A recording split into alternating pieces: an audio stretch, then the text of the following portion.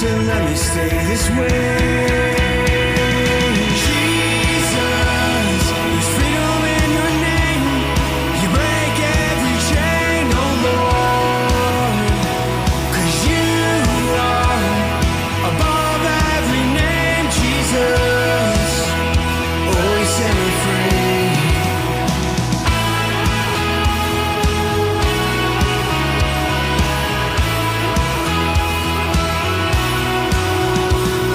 Now I live my life singing songs of praise, proclaiming everything you've done for me. 'Cause my walls came down when your love shone through, and now my life will never be the same.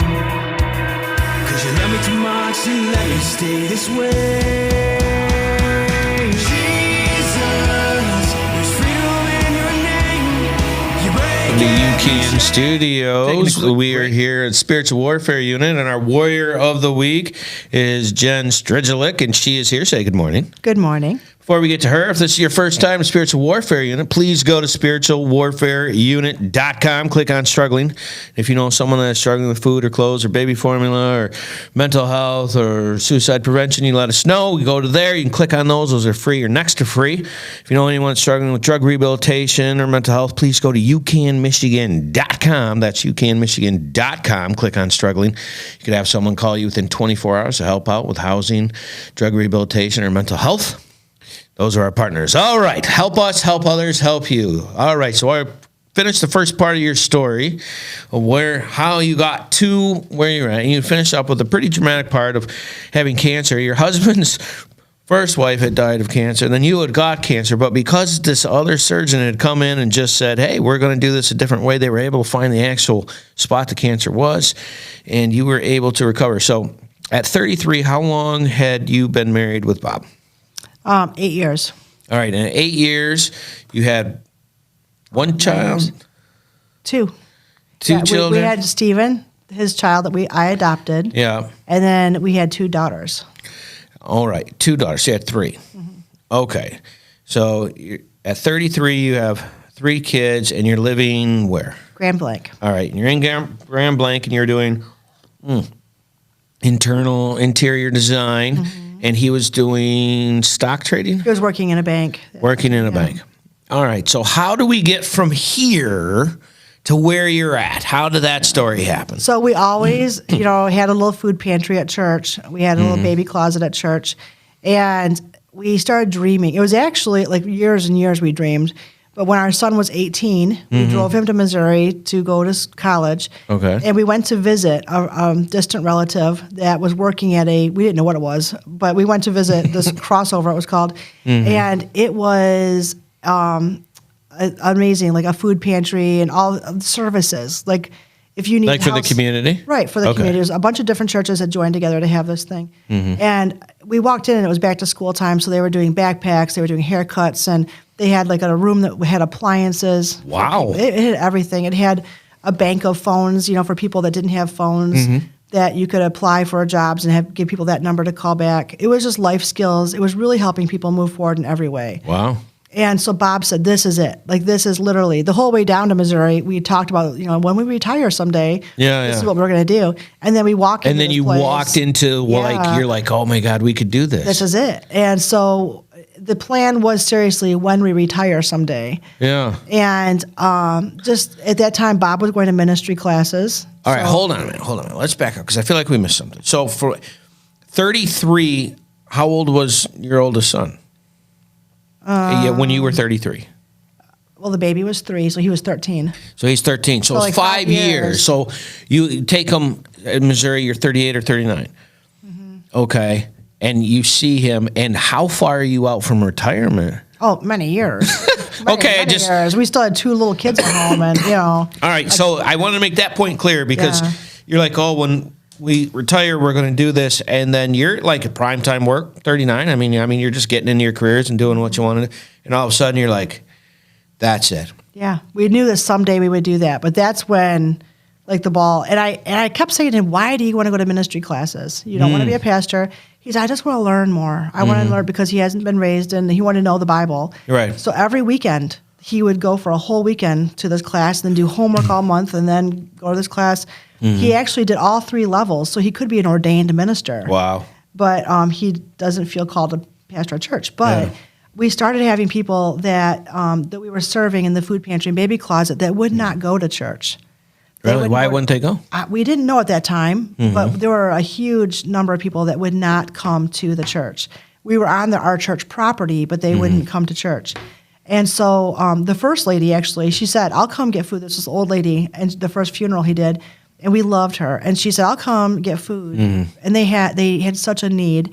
But she said, I will never step foot in that church. Wow. And we said, well, you don't have to. We're not asking you to. But Well, then she dealt with all kinds of physical things. And one time I took my daughter to the emergency room for something, and she was there. Carol was there. Wow. Like, she was in the often. And so she would call us when she was in the hospital, and we would go and pray with her and sit with her. And when she passed away, her husband said, he wanted you to do the funeral.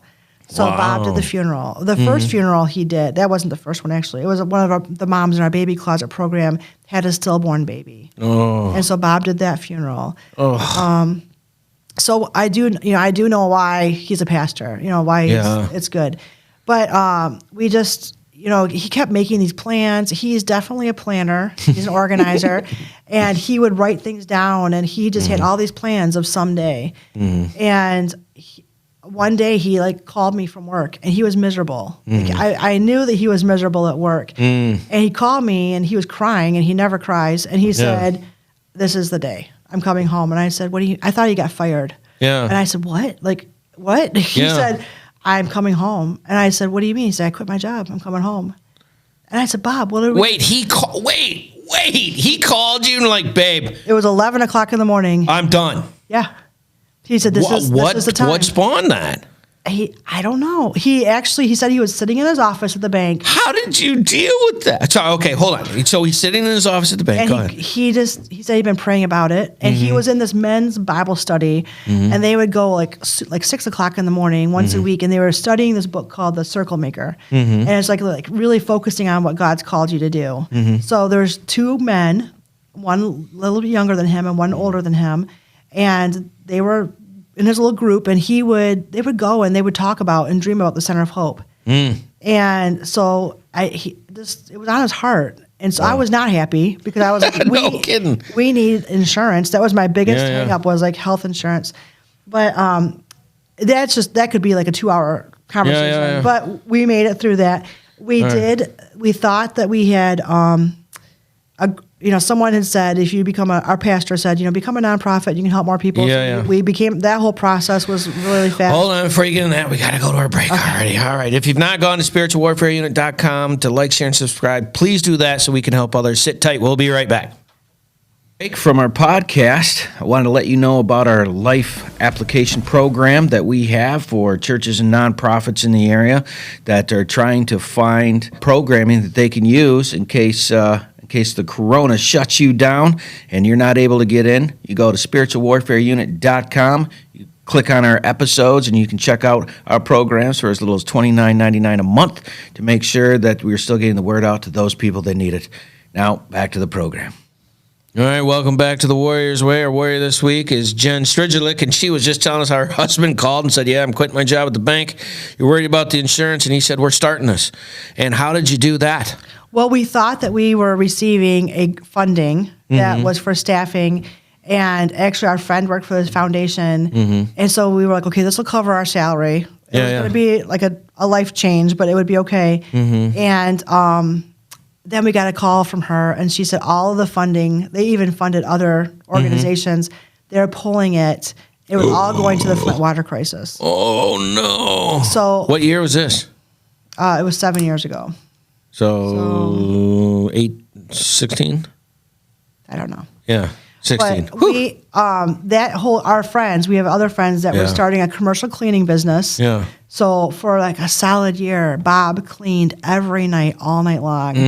And I was doing whatever I could. And it was hard. It was a year of sacrifice. But you know what? One time, our one car, just completely broke. The engine just died. And somebody gave us a car. Wow. Like a young person just said, hey, my mom said, I don't need this, I got a new car, and she said I can give my minivan away, and she gave us a car. Wow. We never missed a beat. Our kids didn't. So you did this with no funding to start off? No fun. Well, one of his, the one man from his Bible study, actually, his company, they're successful, and he said, I'm going to help you. And so to this day, they give monthly. Okay. So how did you get the name Fenton Center of Hope? I don't know. I remember talking about it a lot, and we wanted it to be a beacon of hope, a place where people would find hope. So many of the people that we served, that was the thing, is they just didn't have any hope. And they didn't realize they were missing hope. But that's what we always wanted to make sure, that we just serve people with excellence, and that we would just give them a glimmer of hope. So you're in Fenton, and you want to be hope, so the center of that has to start somewhere, so Fenton Center of Hope. Yeah. So for these last 7 years, we were on a church property. A church in Fenton gave us graciously a house that they owned. All right, hold on. You're jumping on the story here. Hold on. So let's back up. So you get the thing. You're doing this now. The nonprofit was at the church. No, it was on the property. So you had some kind of a building, and you started off just doing clothes or clothes. We started off. We had in another building. We had a single car garage. We started fundraising immediately. We raised funds to build this pole barn. That's the building that you saw. That was our food pantry. Yeah. In the house, we had a baby closet. We had our offices, and that's where we started acting out our model, which is everyone fills out an application. From the application, we see the red flags. But it's not the time to say, you don't have a job, clearly you need a job, or you don't receive disability, clearly you should be receiving disability. Yeah. Everybody pretty much is still, to this day, accepted, because it takes a minute just to get through that little crisis to figure out what's going on in their life. And so that's what we did. We told everybody, you can come for 3 months, and after 3 months, we reevaluate. We have to this day we have the same receptionist that's a volunteer. We have we have over 100 volunteers that are just amazing. But you started off with no volunteers. It was just you and Bob. Well, we always had volunteers through the church when we had our little food pantry in a single car garage. Yeah, we only had volunteers from that church originally for years, and then as soon as we became a nonprofit, we started getting volunteers from other places. And then a year ago, we did move locations to the property next to Camp Colt Mechanic. Right. For 2 years previous to that, we had been talking to anybody in town that would listen to us about housing. The housing is a huge issue. Right. And so this new property, we just wanted the church building. Right. So that we could have a bigger food pantry and more classrooms and things. Yeah, but how did you get it? Like, how did you get that property? That's a miracle. It's like a great story, right? Yeah, it is. Yeah. We had... our time at the other property had come to an end. And because of COVID, we hadn't been doing our fundraising. Right. And so we didn't have very much money. We didn't qualify for anything. We were really packing everything up to put it in storage.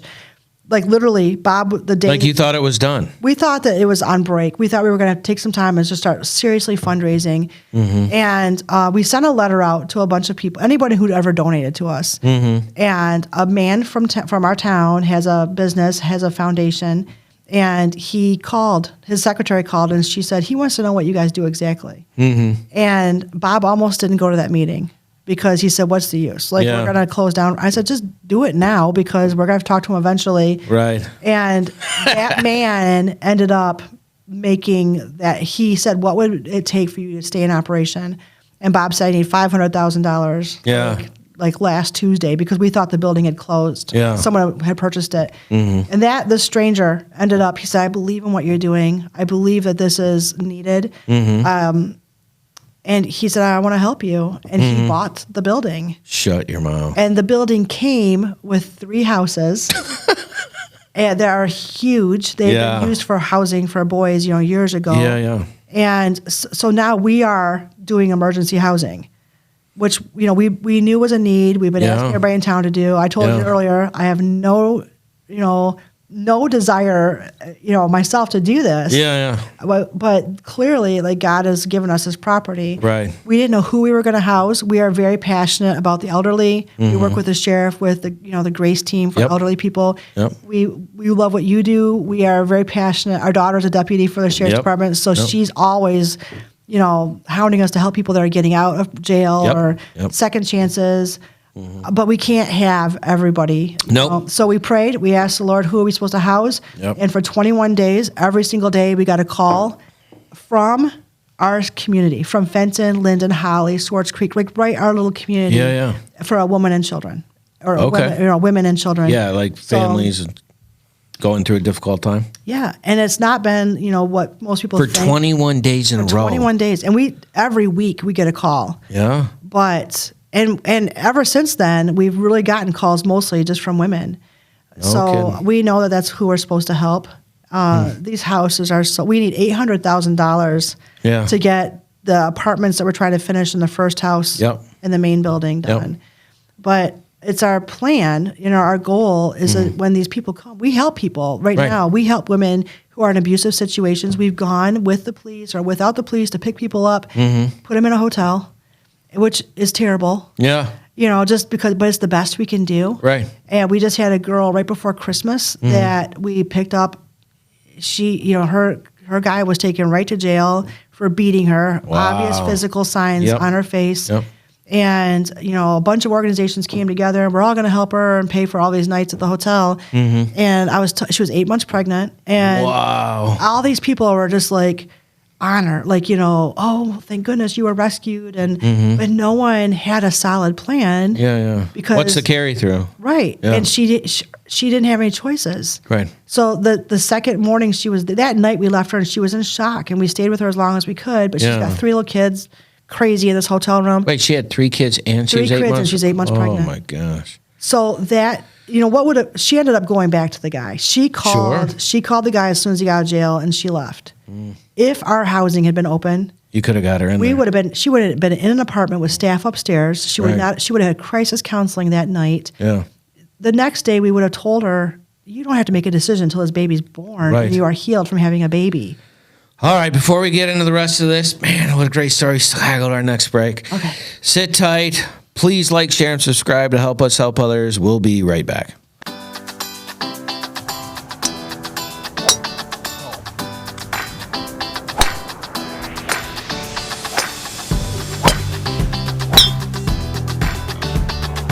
Hey, it's Aaron with UCAN. We're out here at our 3rd annual golf outing here in the Genesee Valley Meadows. So, really good day. We have a great number of teams, great sponsorship, great people.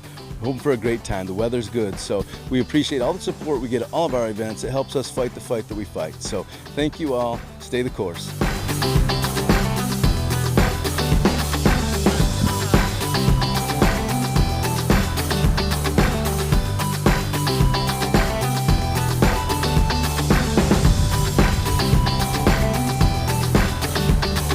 It's a lot of fun with a good cause. This is a very good cause, and I enjoy doing it. And I have my sons with me today, and we're just going to have fun. We know we're not going to win, but we're going to have fun.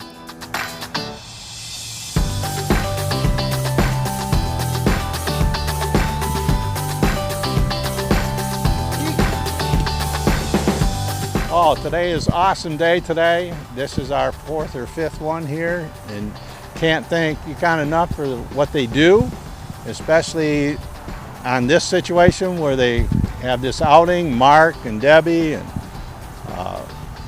all of them. It's just an amazing outing, and I couldn't think of They do a it good brings job back putting this memories, together. but it's a wonderful thing, and we really appreciate it.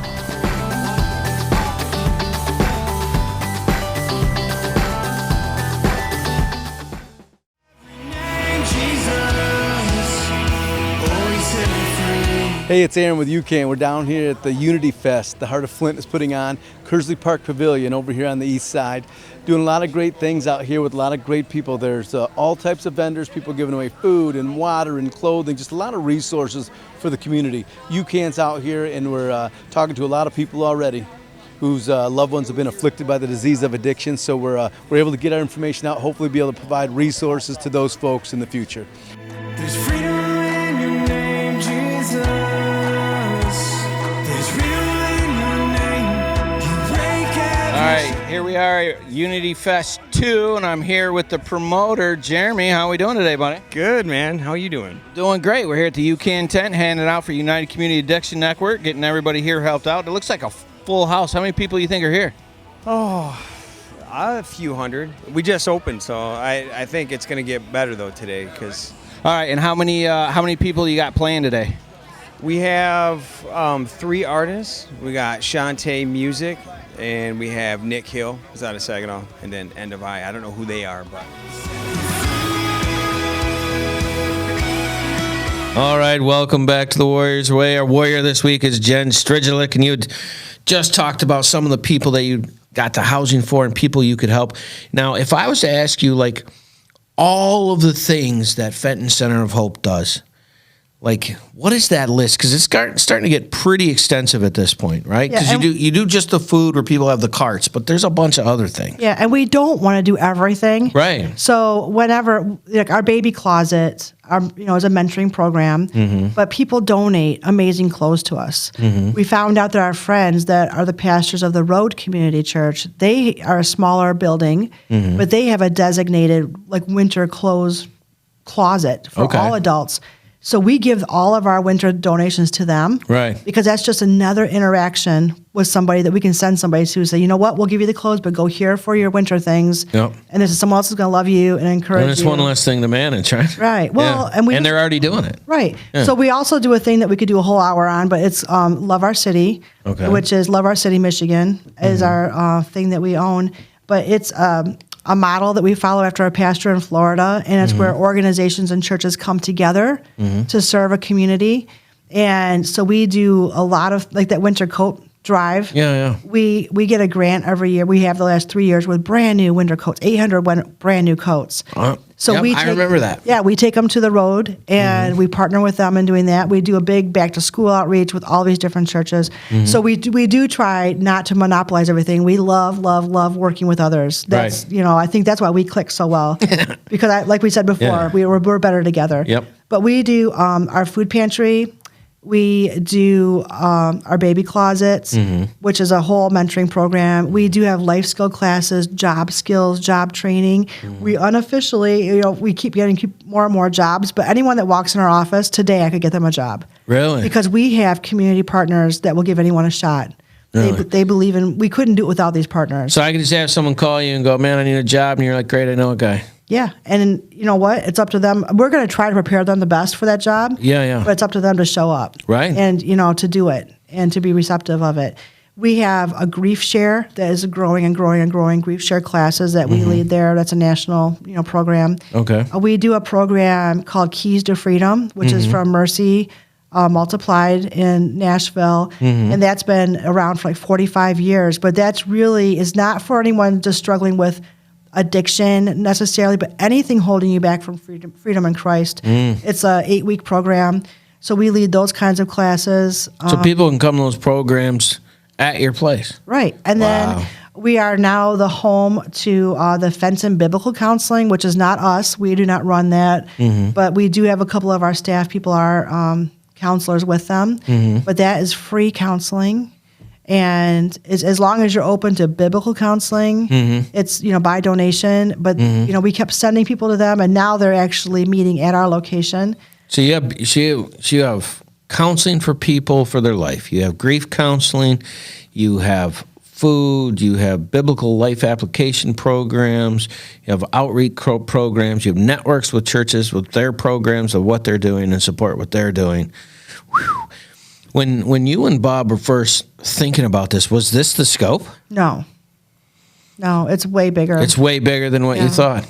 And I feel like it's getting bigger. Like I do. I feel like it's like, well, here's a hole, and being able to network and say, well, let's find somebody who does that, and then let's help them with what they're doing. And let's, those types of things become really, really important. That really seems like where you and Bob's mindset is we're doing this, but let me help you with this, and let me help you with this, and let me help you with this. And it's just every time I get a text or I get a call from you, I know I'm going to have a great conversation. I always leave with a smile because, I get to talk to somebody who's in the same heart process. How can I help? Like, how can I help you?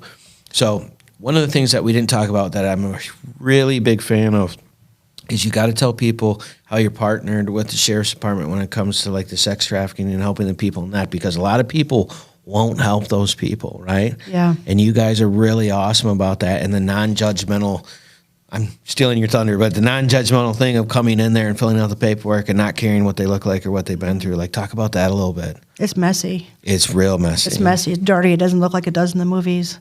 No. You know, I just, I used to go to church when I was little. We went to church in Flint at Riverside. And I remember, I just told someone that I was like in 3rd grade, and I remember my pastor saying, someday someone's going to walk in and they're going to sit next to you.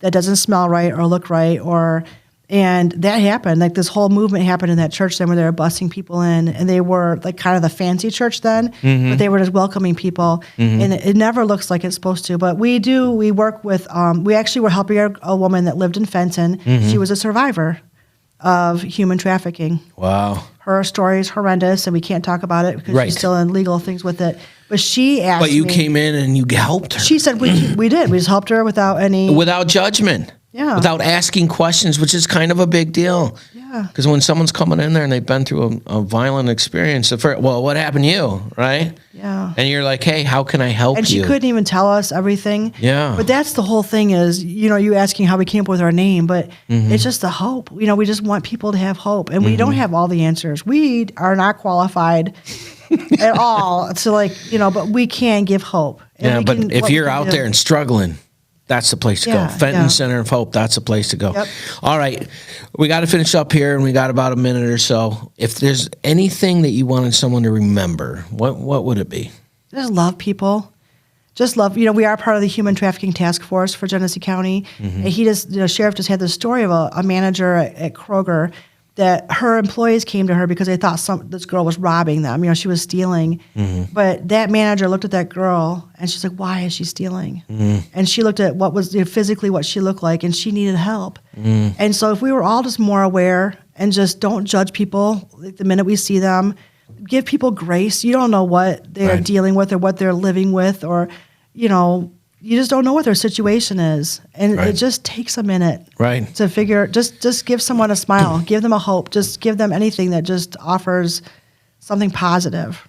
Perfect. What a great way to end. Jen, thank you so much for coming in. Fenton Center of Hope.org, beautiful place. Please like, share, and subscribe. Thank you so much for that story, and we will see you next time. Do you have a nonprofit in your area that's doing a lot of work that people should know about? Feel free to contact Spiritual Warfare Unit at 810-715-9319, and we would love to have them on to see what good they're doing in the community and find out their story. Thank you so much.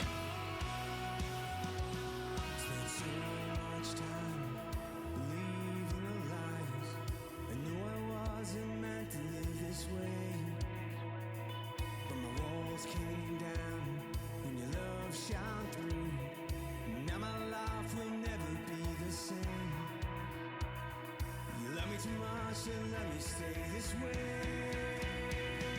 Jesus, there's freedom in your name.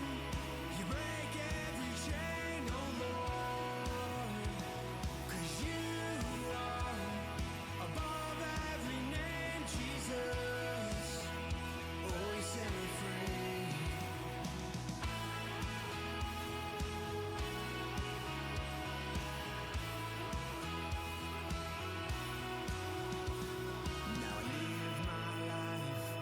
Songs of praise, proclaiming everything you've done for me.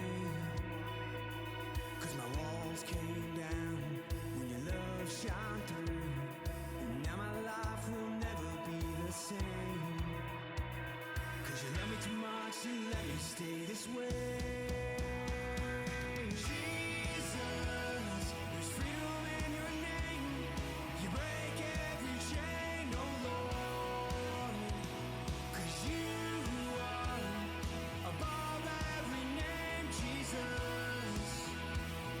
Set me free. Jesus, there's freedom.